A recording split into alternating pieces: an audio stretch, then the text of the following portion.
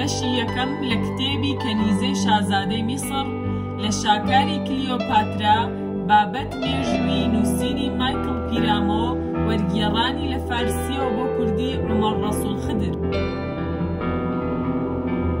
پێشەکی وەرگێڕی کوردی مێژوو خۆی دووبارە دەکاتەوە، بەڵام شێوازی ڕووداوەکان گۆڕانکاریان بەسەردادێت.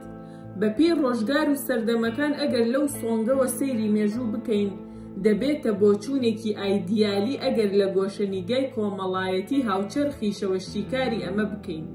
پێوانەکان پێچەوانە دەبنەوە، خۆکە بە تێڕوانینی تایبەتیش لێی بڕوانین، نە مێژوو زانستە و نە دووبارەش دەبێتەوە. تەنها هەندێک لێکچوونی سادە بە ڕوودا و پێشهاتەکانەوە دیارن. لێرەدا دەکەوینە بەردەم پرسیارێک، ئەویش ئەوەیە: ئایا لەکوێدا مێژوو بەهای خۆی لەدەست نادات مادام ڕووداوەکان لە دووبارە بوونەوەدان؟ کاتی ئەم کتێبە دەخوێنیتەوە هەست دەکەیت چێژێکی تایبەتی هەیە، چونکە ئێمە بە ڕۆژگارێک ئاشنا دەکات ئەگەر لە گۆشەنیگایەکەوە شیکاری پەیوەندیە کۆمەڵایەتیەکان بکەین، زۆر جیاوازیان لەگەڵ ئەم سەردەمەدا نییە، چ لە ڕووی سایکۆلۆژیای مرۆڤەکان و چ لە ڕووی پەیوەندیە ئابوووریەکان و فەرهەنگ و هەتاکو دوایی.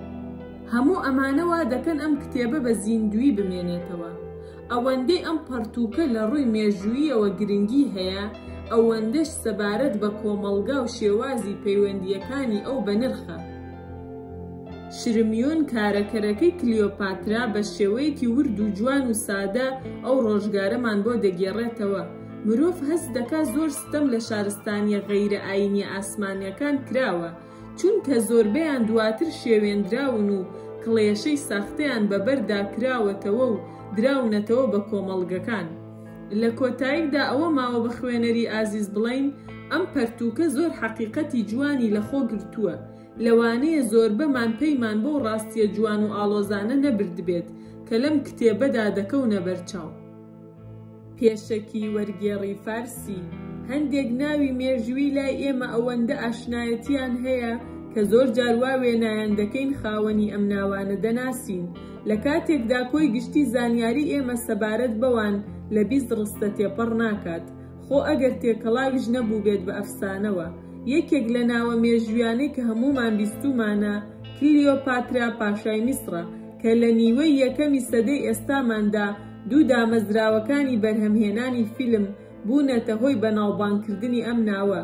بەڵام لەبەر ئەوەی لە دەستگا ناوەندیەکاندا و فیلمسازی و بازرگانین و دەیانەوێت ڕەواج بۆ فیلمەکانیان زیاتر بکەن، ڕاستیە مێژوویەکان لەگەڵ ئەفسانەدا تێکەڵ دەکەن، بە شێوەیە کە ڕەسەنایەتیەکەی خۆیان لەدەست دەدەن و لە ناو هۆشی بینەردا وەکو ئەفسانە دەمێننەوە. ئەو بەسەرهاتەی کە ئێمە لەم کتێبەدا بە ناونیشانی کەنیزەکی کلیۆپاترای پاشای میسر پێشکەش بە خوێنەرانی دەکەین، جیاوازە لەوەی کە تاکو ئێستا لە ناو فیلمەکاندا پیشانی بینەراندراوە، لەبەر ئەوەی دەربارەی یەکێک لە ناسراوترین ناوداری مێژوویە، واتە کلیۆپاترا، کە بەلای هەمووانەوە گرنگە. ئەم کتێبە لە سەدەی ڕابردوودا چاپ کراوە، بۆیە دەڵێت لە نیوەی یەکەمی سەدەی ئێستاماندا، واتە مەبەستی لە سەدەی بیستە. ڕاوێژکارێکی شانشینی میسر. ناوی من شرمیۆن، دایک و باوکم خزمەتکار بوون، بۆیە منیش بووم بە کەنیزەک. دایک و باوکم کە لە کۆشکێکی پاشایەتیدا خزمەتکاریان دەکرد و من لەو تەلارەدا چاوم بە دنیا هەڵهێناوە و چەند ڕۆژێک دوای لەدایک بوونی من کچی پاشای میسر کە دایکی جوولەکە بوو لەدایک بووە و ناویان ناوە کلیۆپاترا. من هیچ زانیاریەکەم سەبارەت بە سەردەمی منداڵی خۆم نییە، بەڵام بیرم دێت کە لە 3 ساڵیەوە گەمەم لەگەڵ کلیۆپاترادا دەکرد و ئەو لە نێوان کچۆڵە بچووکەکانی کۆشکدا کەیفی بە من دەهات. زیاتر هۆگری من بوو. پێم وایە یەکێک لەو شتانەی منی لای کلیۆپاترا خۆشەویست کرد ئەوە بوو کە لە کاتی گەمەکردندا کاتێک ئەو تووڕە دەبوو لێی دەدام قژی ڕادەکێشام، من بە گژیدا نەدەچوومەوە و شەڕم لەگەڵ نەدەکرد، لە ڕوویدا هەڵ نەدەگەڕامەوە، بەڵکو دەچوومە گۆشەیەک و دەگریام و دوای چەند ساتێک کلیۆپاترا دەهات بۆ لام و دەیگوت: شرمیۆن مەگری، زۆر جاریش بوو ئەوەی دڵنەواییم بداتەوە چۆرەکێکی شیرینی دەدامێ کە بە هەنگوین دروست کرا بوو، پێی دەگوتم بیخۆ. منیش چۆرەکە بە لەزەتەکەم دەخستە دەممەوە و تووڕەی و لێدانەکەی ئەوم بیر دەچووەوە. دواتر کە گەورە بووین تێگەیشتم کلیۆپاترا جیاوازی لەگەڵ کچۆڵەکانی تردا هەیە. ئەو شازادەیە، ئەو تایبەتمەندیی کە بەلای ئەوەوە سادە بوو. ئەوە بوو کە ئەو لە هەموو کچەکانی تر دیارتر بوو. جگە لەوەی من توانیم لەوە تێ بگەم کە کلیۆپاترا کیژۆڵەیەکی جوانە. پاشان کە باڵق بووم بۆم دەرکەوت ئەو شازادەیە و جوانیەکەی لە دایکیەوە بۆ بەجێماوە. ئەو وەکو دایکی چاوی گەورە و هەنگوینی و مووی ڕەش و ڕوخساری سپی و سۆڵ و دەمی بچووکی هەبوو. کلیۆپاترا بە شێوەیەک هۆگری من بوو، دایکی مۆڵەتی پێدام لەگەڵ ئەو دانان بخۆم. من یەکەم کچی کەنیزەک بووم کە لە کۆشکی پاشایەتی میسردا لەگەڵ شازادەیەک دانانم دەخوارد. سەبارەت بە باوکی کلیۆپاترا شتێکم لە یادە، ئەویش ئەوەیە زۆر حەزی لە لێدانی شمشاڵ بوو. باشم لە بیرەکە تا ئەو ڕۆژەی مرد هەمیشە شمشاڵێک لە دەستی پاشای میسردا دەبینرا و دەیژەنی. جارجارە کلیۆپاترا کە کچە گەورەکەی بوو، دوای ئەو پاشای میسر 3 ڕۆڵەی تری لە دایکی کلیۆپاترا هەبوو. شمشاڵەکەی لە دەستی باوکی وەردەگرت و خەریکی لێدانی بوو، بەڵام نەیدەتوانی بیژەنێت. دوای ئەوەی ڕۆژگاری منداڵی کچی پاشای میسر بەسەر چوو، ئاشنایەتی لەگەڵ مۆسیقادا پەیدا کرد و پێی بە بەهای کاری هونەرمەندان و مۆسیقاژەنان برد و ئیتر گوێی بە شمشاڵی باوکی نەدەدا. کلیۆپاترا کاتەکانی لەگەڵ مندا بەسەر دەبرد. کاتێک ئەویاندایە دەست مامۆستاکان بۆ فێرکردنی، منیش بۆ پۆلەکەی دەچووم و وانەم دەخوێند. لە سەرەتاییەکاندا مامۆستاکانی شازادەخانم ناڕەزایی بوون و دەیانویست من لە ژووری دەرس خوێندنەکە وەدەرنێن، بەڵام هەموو جارێک کلیۆپاترا بەرگری لێ دەکردم و ڕێگای نەدەدا دەرم بکەن. لەبەر ئەوە بوو کە من بە ناچاری خوێندن و نووسینی یۆنانی فێر بووم. جگە لە نووسین و خوێندنەوە لەبەر ئەوەی لەوانەکانی کلیۆپاترادا لەوێ بووم، زمانی لاتینیش ڕۆمی فێر بووم کە زمانی ڕسمی وڵاتان و ئەو شوێنانەیە کە کەوتونەتە ژێر دەسەڵاتی ڕۆم. زمانی ڕۆمی کە لە میسر زمانی خانەدانەکانە و گەورەکانی میسر و ئەو کەسانی کە لە دیوانی پاشایەتیدا کار دەکەن ناچارن فێری زمانی ڕۆمی ببن. هەروەها لە زانستەکانی مێژوو، جوگرافیا و ماتماتیک و ئەندازیاری شارەزایەتیم پەیدا کرد کە ئەم زانستەشیان بە شازادەی میسر دەبووتەوە. بەڵام سەبارەت بە زمان و نووسینی میسری کۆن کە زمان و نووسینی زانایانی ڕۆحانی بوو، شازادەکان دەبوایە ئەوە فێربوونایە. بەرەو پێشچوونم بەخۆمەوە نەدی، ئامادەی فێربوونی و نووسینی ئەو زمانە نەبوو، بۆیە پێت سیر نەبێت کە کەنیزەکێکی وەکو من دەتوانێت قەڵەم بگرێت بەدەستەوە و ئەم یاداشتانە بنووسێتەوە. وەک دەبینن ئەم بەسەرهاتە بە ڕێنووسی یۆنانی نووسراوە، نەک ڕێنووسی ڕۆمی. هەروەها زمان و ڕێنووسی یۆنانی بە ڕێنووسی نەتەوەی خۆم لە قەڵەم دەدرێت و منیش زیاتر بەسەر ئەو زمانەدا زاڵم. شوێنی من جێگایەک بوو کە کلیۆپاترا و هەموو ڕۆڵەکانی پاشای میسر لە ئەسکەندەریە ژیانیان لەوێدا بەسەر دەبرد. بە شێوەیەک ئەگەر بێت و بچوونایە بۆ شارەکانی خواروی میسر، ئەوە درێژەی نەدەکێشا و بە زووی دەگەڕانەوە. کۆشک و باغی سەڵتەنەتی باوکی کلیۆپاترا لە ئەسکەندەریە بە جوانترین کۆشک و گەورەترین و خۆشترین باغی سەڵتەنەتی دنیا دەژمێردرا. ئەمە من نایڵێم، بەڵکو خەڵکانی تریش هەمان ڕای منیان هەیە کە لە کۆشک و باغی سەڵتەنەتی ئەسکەندەریە جوانتر و گەورەتر بوونی نییە، چونکە ئەو کۆشک و باغە بەرفراوانەی ئەوان تاکو ئێستاش هەر ماوە و هەموو کەس دەتوانێت بچێت و بیبینێت تا بەڕاستی نووسینەکەی ئێمە بڕوا بکات.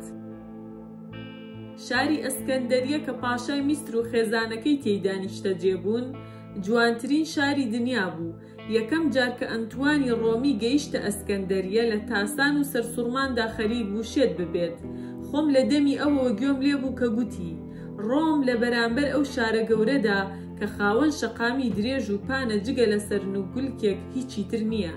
لە باغی گەورەی سەڵتەنەتی ئەسکەندەریدا چەند جۆر ئاژەڵ بۆ کات بەسەربردن و کەیفی ڕۆڵەکانی پاشا هەبوون، لەمانەش بۆ کچە گەورەکەی کلیۆپاترا. بەڵام کلیۆپاترا زیاتر جۆرە مەیمونێکی خۆشدەویست کە شێوەی دەمیان لە هی سەگ دەچێت. هەر کاتێک لە خوێندنەوە و نووسین دەبوویەوە لەگەڵ ئەو مەیمونەدا گەمەمان دەکرد. کلیۆپاترا بە شێوەیەک هۆگری ئەو مەیمونە بوو کە ئەو ئاژەڵەی لەگەڵ خۆیدا دەخەواند. مەیمونەکەش زۆر کەیفی بە شازادەی میسر دەهات و کاتێک ئەوی دەبینی لە خۆشیدا ڕای دەکرد و خۆی پێدا هەڵدەواسی و جوڵەی پێکەنینی ئامێزی دەکرد و کلیۆپاترای دەخستە پێکەنین. ساڵێکیان بە شێوەیەکی چاوەڕوان نەکراو لە میسردا تەرزە باری لە میسردا نە بەفر و نە تەرزە نابارێت، بەڵام ئەو ساڵە بێ ئەوەی ڕووباری نیل لافاو بەرپا بکات تەرزەیەکی درشت باری. ئەو تەرزەیە ئەوەندە گەورە بوو کە پەلە باریکەکانی درەختەکانی دەشکاند و هەموو ئاژەڵانەی لە باغی سەڵتەنەتیدا بوون خۆیان پەناگیر کردبوو بۆ ئەوەی تەرزە لێیان نەدات. دوای ئەوەی تەرزەکە تەواو بوو زۆر لە گوڵەکانی باخی سەڵتەنەتی لە ناو چوون و لەسەر ڕووی زەوی یەک توێژاڵی سپی لە تەرزەی گەورە دەبینرا.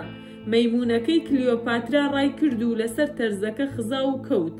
پاشان هەستایەوە و چنگێک تەرزەی هەڵگرت و بە ئاسماندا هەڵیدا و پەرشی کردەوە. بەڵام دوای ماوەیەک ساردی تەرزەکە کاری لەو ئاژەڵە کرد و دەستی کرد بە هەڵلەرزین. منیش مەیمونەکەم هەڵگرت و بردمە هۆڵەکە و بە فەرمانی کلیۆپاترا بە پارچە قوماشێکی نەرم کەوتمە وشکردنەوەی. مەیمونەکە لە سەرماندا هەڵلەرزی و کە گەرمی بوویەوە هەستا و دەستی کرد بە یاریکردن، بەڵام هەمان شەو تووشی نەخۆشی بوو تا بەیانی ناڵاندی. پاش پرشنگی بەیانی کلیۆپاترا پزیشکی هێنا و داوای لێکرد دەرمانی مەیمونەکەی بکات. پزیشکەکەش گوتی ئەو مەیمونە تای گرتووە و پێویستە دەرمانی بدرێتێ تا چاک دەبێتەوە، بەڵام دەرمانەکەی دکتۆر چاری مەیمونەکەی نەکرد و ڕشانەوەی توندیش دەستی پێکرد. لەو کاتەدا پزیشکەکە گوتی مەیمونەکەی کلیۆپاترا دووچاری هەوکردنی سیەکان بووە و ئەم نەخۆشیە لە نێو مەیموندا نەخۆشیەکی ترسناکە. ئەگەر مەیمونێک بتوانێت لەم نەخۆشیە ڕزگاری بێت بە دەگمەن یان نەمرێت. پاش 3 ڕۆژ لە کاتێکدا کە من مەیمونەکەم لە باوەشدا بوو هەستم کرد لە پڕێکدا لەشی قورس بوو و چاوەکانی کرانەوە. هەرچەندە تا ئەو کاتەش منداڵ بووم، بەڵام تێگەیشتم مەیمونەکە مردووە. کاتێک کلیۆپاترا زانی مەیمونە ئازیزەکەی ڕۆحی لە لەشیدا نەماوە گریا و باوکی فەرمانیدا ئەو مەیمونە مۆمیایی بکرێت، ئینجا بینێژن بۆ ئەوەی بۆ هەمیشە تێک نەچێت. لەسەر داخوازی کلیۆپاترا مەیمونەکەیان لە باخی سەڵتەنەتیدا ناشت. هیچ کەس لەوانەی کە لە کۆشکی پاشایەتیدا خزمەتیان دەکرد بەقەدەر من جێگای متمانەی کلیۆپاترا نەبوون. هۆیەکەشی ئەوە بوو کلیۆپاترا هیچ یەکێک لەوانە بە شایستە نەدەزانی کە نیهێنیە بچووکەکانی خۆی لەلایەن بدرکێنێت. هەروەها هیچ کام لەو کەنیزانەی کە لە کۆشکدا خزمەتیان دەکرد خوێندەواریان نەبوو، نەدەیانتوانی بنووسن و نەدەیانتوانی بخوێننەوە. هەندێک لەوان نەشیان دەزانی ئایا ڕۆم کەوتۆتە سەرووی میسر یا خوارووی میسر. لە نێوان کەنیزەکەکانی کۆشکی پاشایەتیدا تەنها من بووم زمانی ڕۆمیم دەزانی و دەمتوانی لەگەڵ خانمەکەی خۆمدا باسی مێژوو جوگرافیا بکەم. کاتێک کە گەورە بووین هەرچەندە هەندێک لە ژنی پیاوە دەوڵەمەندەکانی میسر بەهۆی ئەو پلەپایی هەیان بوونە دەستە خوشکی و تێکەڵاویان لەگەڵدا پەیدا کرد بوو، بەڵام کلیۆپاترا هیچ کام لەوانەی بە شایستە نەدەزانی تا قسەی دڵی خۆی بۆ ئەوان باس بکات. کلیۆپاترا هیچ ڕازێکی لە من نەدەشاردەوە و من ئاگاداری هەموو نهێنیەکانی ژیانی ئەو بووم و دەتوانم بڵێم بە بیوێرانە کە هیچ کەسێک بە ئەندازەی من ئەوی نەدەناسی. بەڵام لەبەر ئەوەی کەنیزەک بووم بە یەکێک لە ئاشنا و هاوڕێکانی کلیۆپاترا نەدەژمێرام و لە تەشریفات و خوانداری میوانەکاندا شوێنی من لەگەڵ خزمەتکارەکاندا بوو.